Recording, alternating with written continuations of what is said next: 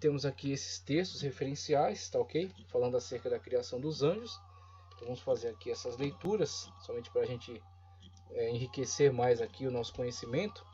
Primeiramente o texto de Tomás Aquino, o livro de Tomás Aquino, a criação, a conservação e o governo do mundo. A criação, a conservação e o governo do mundo. Primeiramente a página 274, um pequeno trecho que eu achei muito interessante, onde ele diz: Logo, assim, segundo a verdade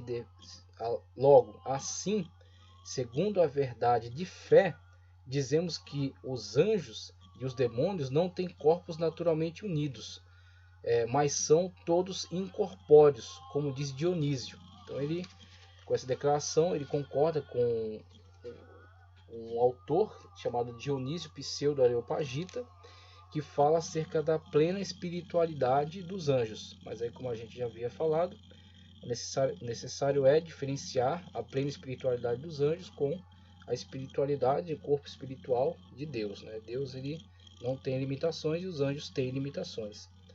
Outra citação dele aqui na página 275 diz: Porém, cremos antes que os anjos não são compostos por matéria e forma, mas que são apenas formas subsistentes por si. Não é necessário que por isso não sejam criados, pois a forma é o princípio do ser, como aquilo pelo qual algo é, como, porém, também o ser da forma e o ser da matéria estão no composto de um só agente. Logo, se há alguma substância criada que seja apenas forma, ela pode ter um princípio de ser eficiente, não formal. Então, um pouco aqui da declaração de Tomás Aquino acerca do anjo ser pura forma, mas não precisar com isso ser corpo. Então ele não é corpo material, mas ele é forma, e no sentido de ser forma foi criado por Deus também, que deu origem a esta forma plenamente espiritual. A última citação que fazemos no livro dele está na página 276, que diz: Respondo dizendo que a alma unida ao corpo vivifica o corpo, não apenas efetivamente, mas formalmente assim. Porém, falando absolutamente, vivificar um corpo é menos do que viver apenas por si, pois a alma pode deste modo vivificar o corpo, enquanto tem o ser ínfimo, que pode ser comum a ela e ao corpo, no composto de ambos. Contudo, como o ser do anjo é mais elevado, veja, o ser do anjo é mais elevado, não pode ser comunicar deste modo ao corpo. Por isso, ele apenas vive e não vivifica formalmente. Então, ele vive e ele tem esta forma que é puramente espiritual. Ele não necessita de corpo físico, ele é pura forma espiritual. Outro texto que queremos fazer citação aqui, queremos mencionar, é o texto do teólogo Agostinho, o livro A Cidade de Deus, a parte 2, o tomo 2 do seu livro, na página 28 e 29. Veja só o que Agostinho diz a respeito. Com efeito, sendo que Deus disse, faça-se a luz, e a luz foi feita, é razoável entender-se por essa luz a criação dos anjos. Foram sem dúvida feitos partícipes da luz eterna, que é a própria sabedoria imutável de Deus, conhecida pelo nome de unigênito de Deus, e pela qual foram feitas todas as coisas. Então, o Filho de Deus, o unigênito, o único gerado, tá certo? Nessa característica, por meio de quem tudo foi criado, e é a sabedoria imutável de Deus, tá certo? Que é perfeito. E pela qual foram feitas todas as coisas. Deste modo, iluminados pela luz que os criou, se tornaram luz, e se chamaram dia pela participação desta luz e desse dia incomutável, que é o Verbo de Deus, pelo qual eles e os demais seres foram feitos.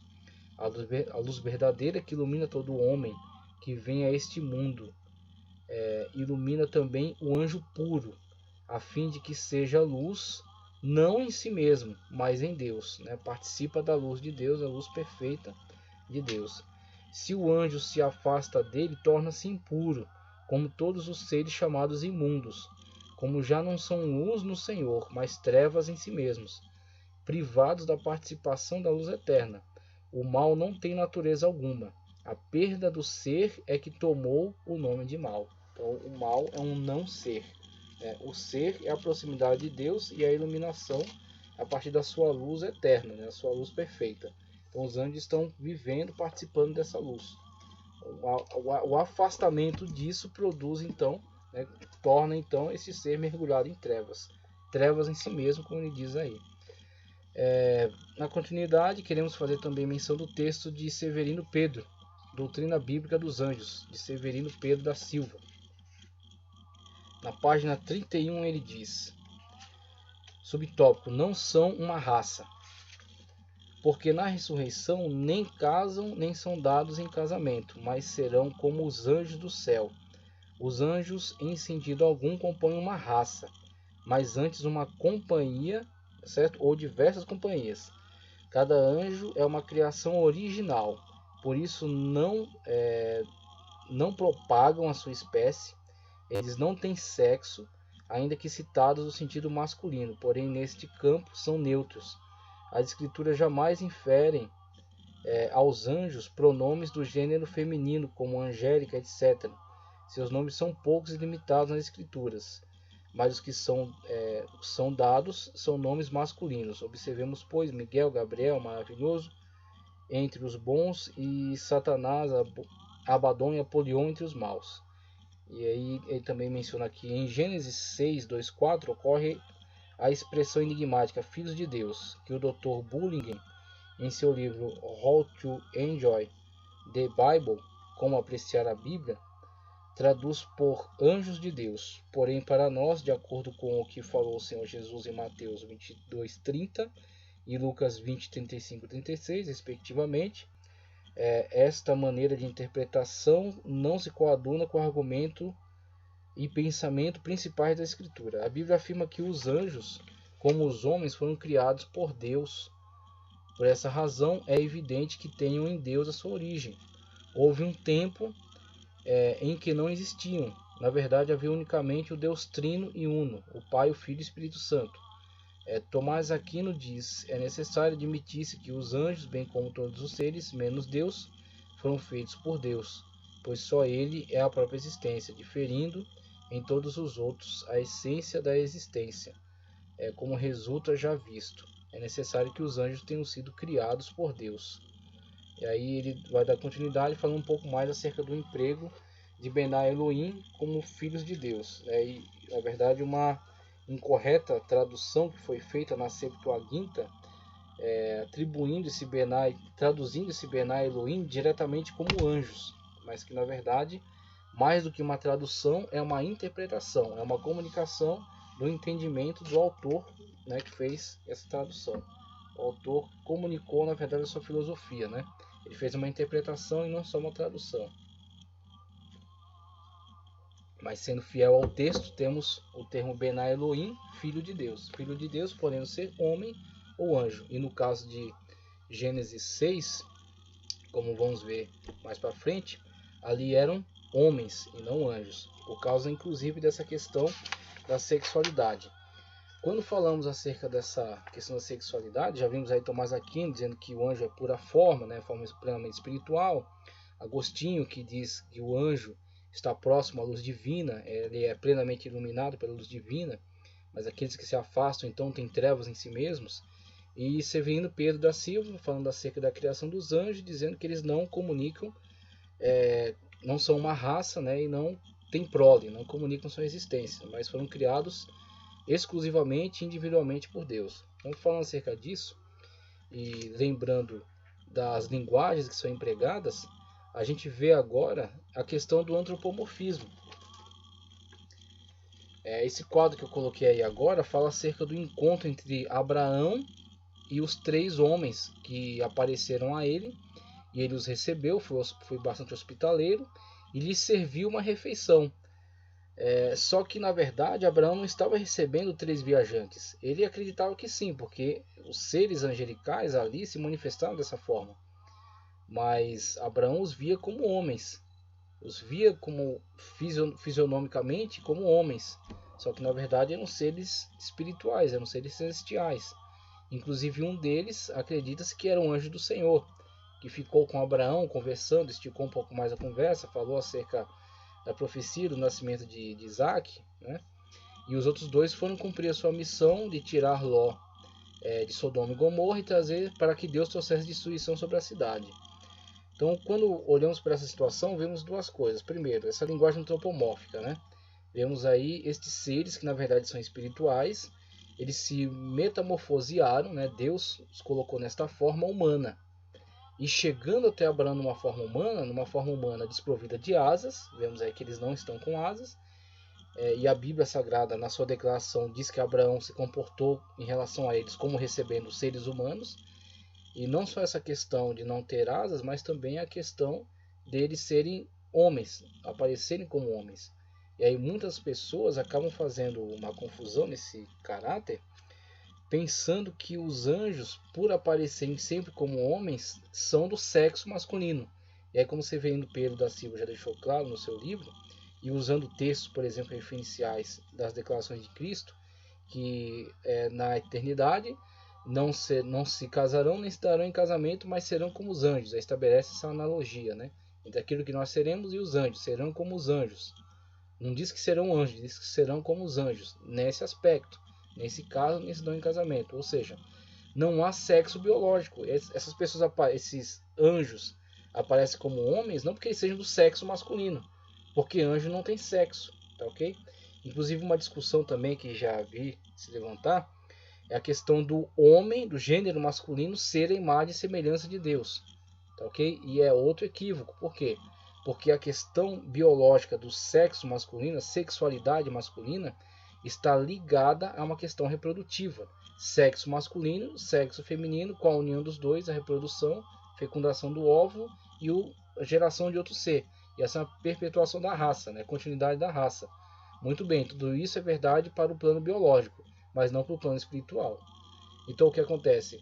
Se no plano espiritual não há essa necessidade de reprodução, Deus não se reproduz, Deus não é do sexo masculino, Deus não precisa de um sexo biológico, tá certo? Os anjos também são seres espirituais e não têm sexo biológico. A questão da imagem e semelhança, né, tratando acerca disso, nós não podemos ficar limitados nesse conceito de sexo masculino. Isso é muito limitador. Isso é uma visão distorcida da Escritura. Temos que nos lembrar, por exemplo, daquilo que Paulo diz acerca da unificação de todos em Cristo. Não há grego, nem bárbaro, nem servo, nem livre, nem cita, né? Ele cita também essa tribo aí, essa tribo que é uma tribo nômade, nem grego, nem bárbaro, nem romano, nem judeu, nem circunciso, nem incircunciso. E ele termina a sua lista dizendo nem homem nem mulher. Eu achei muito impressionante quando Paulo se posiciona dessa forma, porque ele deixa muito claro, de forma muito corajosa, muito ousada, de que na verdade todos são um em Cristo. E isso é muito verdade quando olhamos para essa questão da criação, do referencial aí da imagem e semelhança de Deus, e entendemos que a imagem e semelhança de Deus não é questão biológica, sexual, e sim a questão espiritual. E o Espírito foi concedido a ambos, como a Escritura diz, macho e fêmea os criou. Tá certo? Quando fala macho e fêmea os criou, e depois usa também essa... Primeiro ele fala de uma forma geral, macho e fêmea os criou. Depois fala especificamente de como criou. E aí fala o homem criado do pó da terra, e aí do homem vem a mulher, mas ou seja, os dois estavam ali. Tá certo? Já estavam no mesmo ser, e apenas Deus depois separou em sexo masculino e sexo feminino. E houve ali um companheirismo entre os dois. Mas na verdade os dois foram criados ali, estão presentes ali, tá certo? E os dois são imagens e semelhanças de Deus no sentido de os dois terem espírito. E o espírito é aquilo que confere ao homem a característica que o faz diferente de todos os demais seres criados. Só o homem é racional. Só o homem tem essa racionalidade, porque essa racionalidade é a imagem e semelhança de Deus no homem. Não sexo biológico, mas sim esta racionalidade. Deus soprou nas narinas e lhe concedeu o espírito. E o espírito é esta racionalidade que torna o homem, a mulher, o ser humano, diferente de todos os demais seres. Então temos essa questão, essa imagem que o anjo assume para vir até nós. Isso é uma linguagem antropomórfica. Ele se põe na nossa forma. Se ele vier como um ser espiritual, muitas das vezes não poderá comunicar a mensagem que pretendia, porque o homem, ao se deparar com este ser, ele terá outra atitude, outra forma de agir. Como Daniel, por exemplo, quando viu seres espirituais, né, a forma como ele reagiu.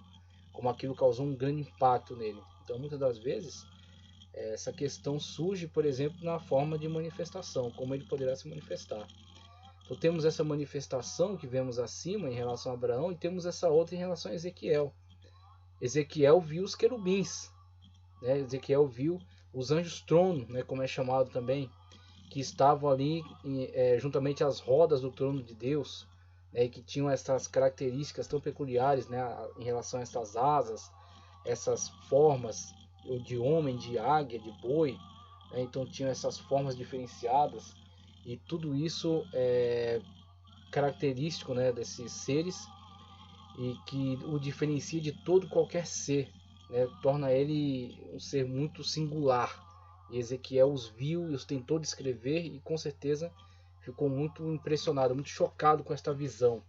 Então temos aí como um ser espiritual pode ser revelado a nós na sua própria forma, né, na forma característica, singular que ele tem, e com certeza essa forma que lhe foi dada nos comunica algo, nos comunica algum sentido. Não conseguimos apreender todo sentido, mas certamente está carregada, né, de um significado muito importante, muito profundo. Ou então a outra forma, um anjo pode se antropomorfizar e vir numa forma humana para que o homem então estabeleça um diálogo com ele e ele comunique algo da mensagem, né, algo daquilo que Deus pretende revelar. Então temos essas diferentes formas por meio da qual os anjos podem se revelar.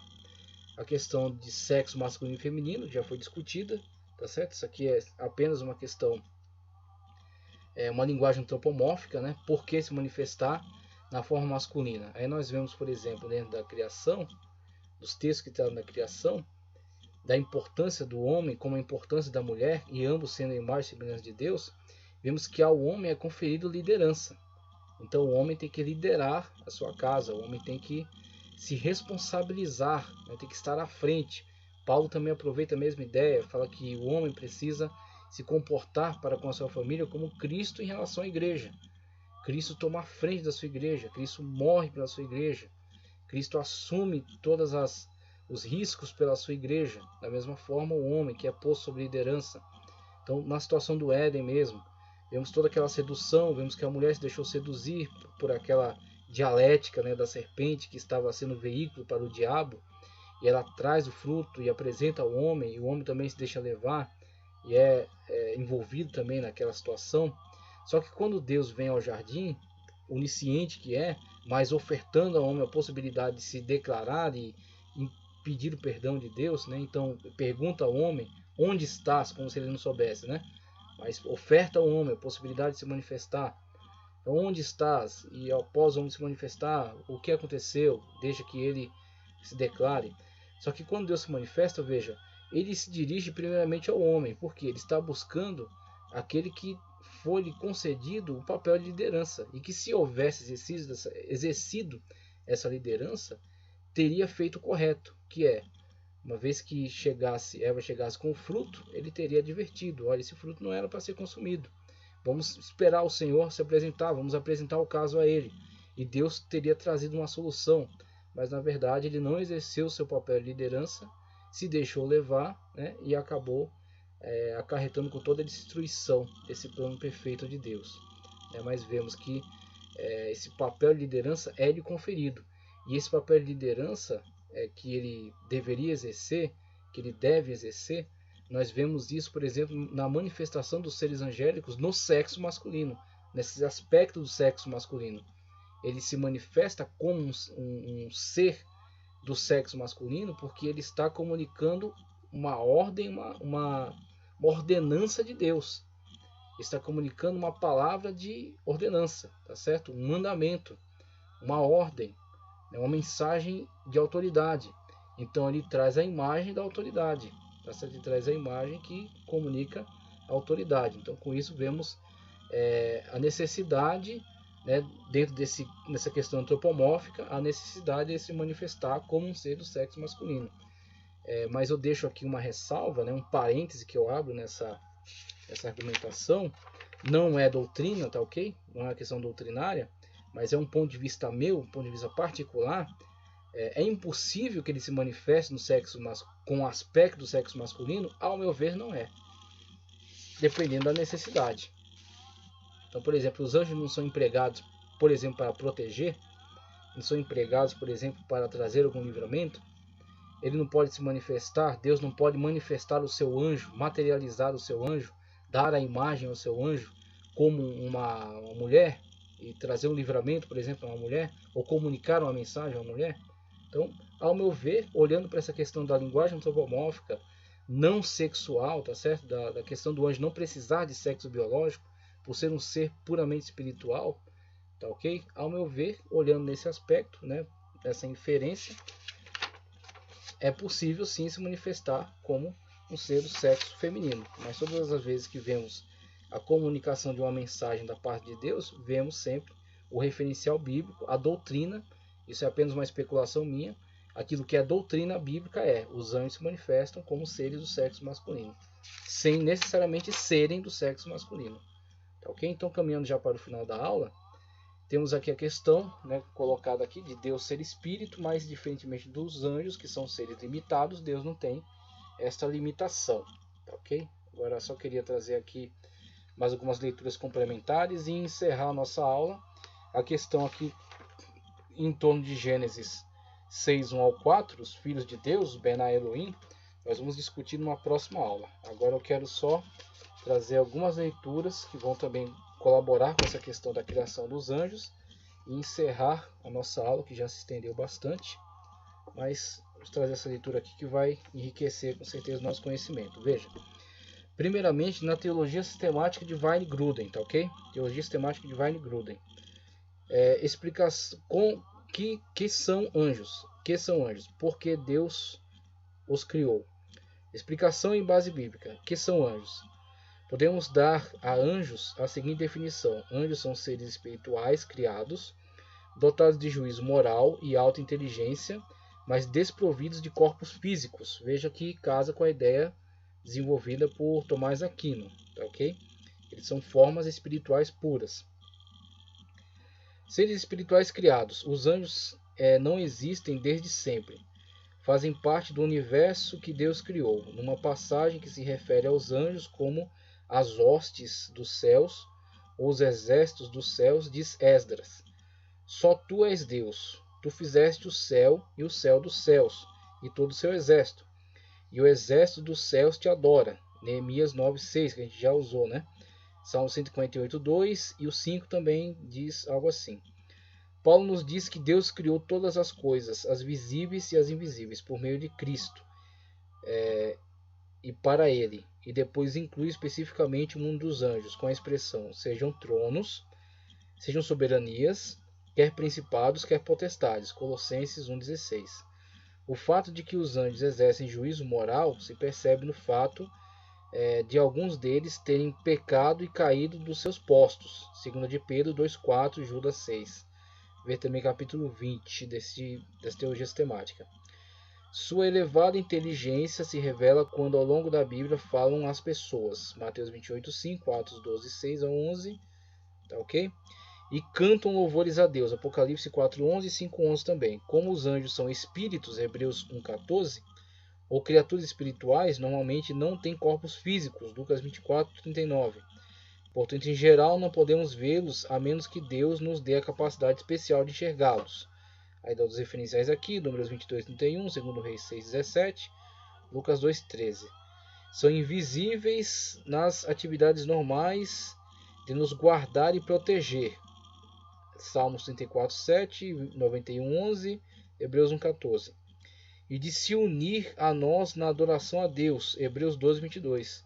Contudo, de quando em quando os anjos assumiam uma forma corpórea, aparecendo a diversas pessoas nas Escrituras. Mateus 28:5, Hebreus 13:2.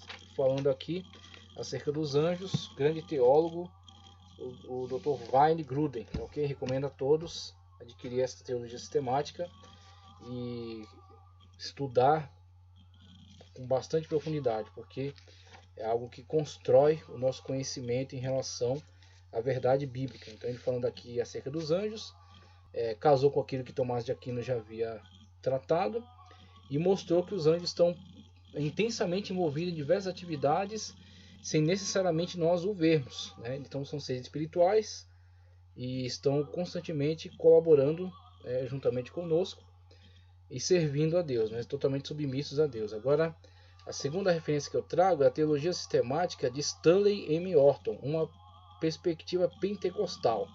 Essa teologia sistemática numa perspectiva pentecostal, na página 196, que diz: todos os anjos foram criados numa só ocasião. Então isso aqui também já vai reforçar aquilo que havíamos falado acerca do tempo de criação, criados anteriormente à matéria, acerca de não serem emanações, serem criados pela palavra, ex nihilo, tá ok? E serem criados numa só ocasião.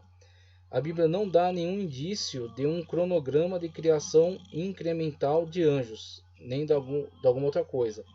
Foram formados por Cristo e para Ele, quando mandou e logo foram criados. Salmo 148, 5. Ver também Colossenses 1, 16, 17, 1 de Pedro 3, 22. E posto que os anjos nem casam, nem são dados em casamento, formam um grupo completo que não necessita de reprodução. Então, quando tratamos da questão sexual, falamos acerca disso, né? Como seres criados, são perpétuos. Veja, não são eternos, são perpétuos, né? Tem sua existência perpetuada. Mas não são eternos, como ele diz aqui. Somente Deus tem a imortalidade. 1 Timóteo 2,6-16.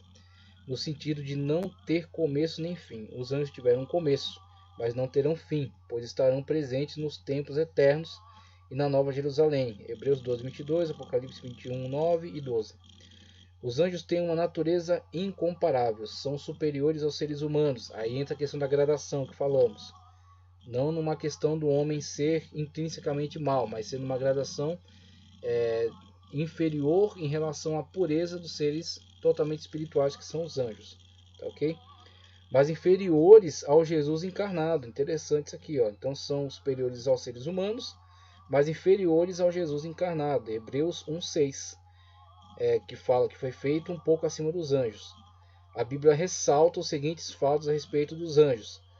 Ele vai dar vários pontos aqui. Os anjos são reais, os anjos adoram, eles servem, eles acompanham a revelação, sabem muitas coisas, mas não tudo, não tem a onisciência, mas tem muito conhecimento.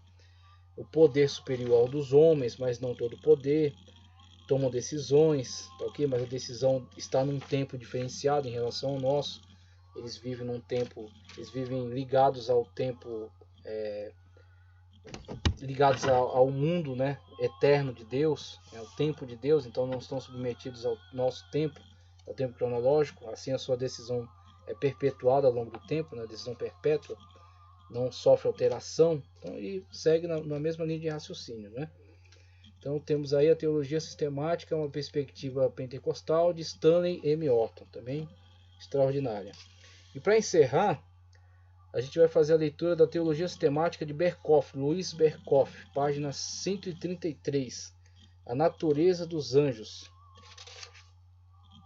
A natureza dos anjos, veja só. Diferentemente de Deus, os anjos são seres criados. Às vezes tem sido negada a criação dos anjos, mas é ensinada com clareza na Escritura. Não é certo que as passagens que falam da criação do exército do céu, Gênesis 2:1, Salmo 33:6, Neemias 9:6, se referem à criação dos anjos, e não do exército de astros. Mas Salmo 148:2,5 e Colossenses 1:16 falam claramente da criação dos anjos. Compare com 1 de Reis 22:19 e Salmo 103:20 e 21.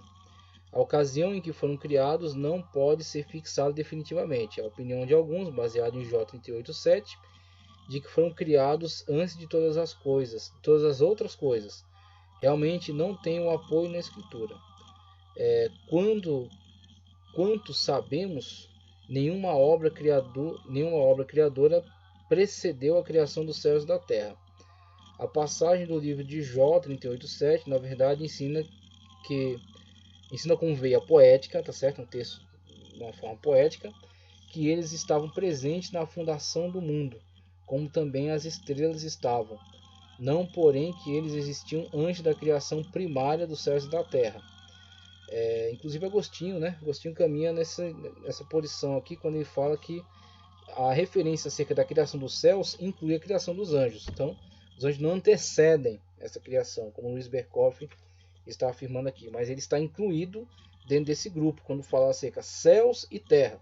Então, temos céus, dentre as criações incluídas na palavra céus, o mundo dos anjos, o mundo espiritual no qual os anjos estão inseridos, e terra, o mundo no qual estamos inseridos, né? A ideia de que a criação dos céus foi completada no primeiro dia e que a criação dos anjos foi simplesmente uma parte da obra do dia é também uma suposição, mas não comprovada, embora o fato de que a declaração de Gênesis 1 e 2 só se aplica à terra pareça favorecê-la. Possivelmente a criação dos céus não foi completada num só momento, como tampouco a da terra. Ao que parece, a única afirmação segura é que foram criados antes do sétimo dia.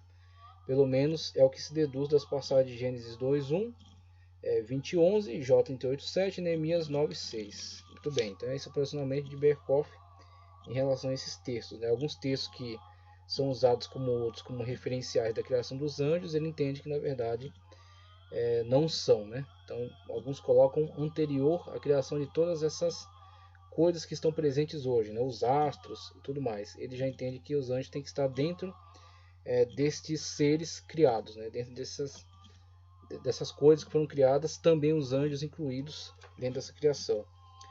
Os anjos são seres espirituais incorpóreos. Esse ponto sempre foi debatido. Os judeus e muitos dos primeiros pais da igreja lhes atribuíam corpos tênues ou igníneos, né, ligados ao fogo, no caso. Mas a igreja, na Idade Média, chegou à conclusão de que são seres espirituais puros. Seres espirituais puros. Todavia, mesmo depois disso, alguns teólogos católicos romanos, arminianos e até mesmo luteranos e reformados, calvinistas, lhes atribuíram certa corporalidade, sumamente sutil e pura. Consideravam a ideia de uma natureza puramente espiritual e incorpórea metafisicamente inconcebível, bem como incompatível com a noção de criatura. Também recorriam ao fato de que os anjos estão sujeitos a limitações especiais, movem-se de lugar a lugar e às vezes eram vistos pelos homens. Mas todos esses argumentos são mais que neutralizados pelas explícitas afirmações da Escritura de que os anjos são pneumata. Veja, pneumata ligada, né, a sopro ou a espírito, né? Mateus 8:16, 12:45, Lucas 7:21, 8:2, 11:26, Atos 19:12, Efésios 6:12, Hebreus 1:14. Não tem carne e ossos, Lucas 24:39.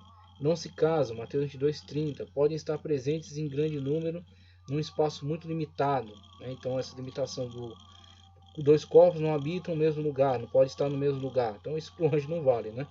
Eles podem estar num lugar muito limitado. Lucas 8:30. E são invisíveis. Colossenses 1:16. Passagens como Salmo 104:4. Compare com Hebreus 1:7. Mateus 22:30. E 1 Coríntios 11:10. Não provam a corporalidade dos anjos.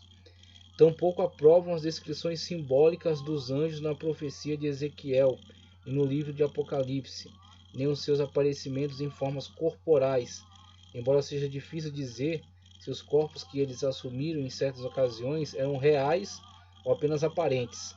É evidente, porém, que eles são criaturas e, portanto, limitados e finitos, apesar de terem mais livre relação com o espaço e o tempo do que o homem. Não podemos atribuir-lhes ubis definitivum, localização definida. Eles não podem estar em dois ou mais lugares simultaneamente. Então, aquilo que já tratamos, né, acerca do anjo ser um indivíduo, tá? Do anjo não ter a mesma característica que tem o Senhor, de ser onipresente, nem são onipotentes, nem oniscientes.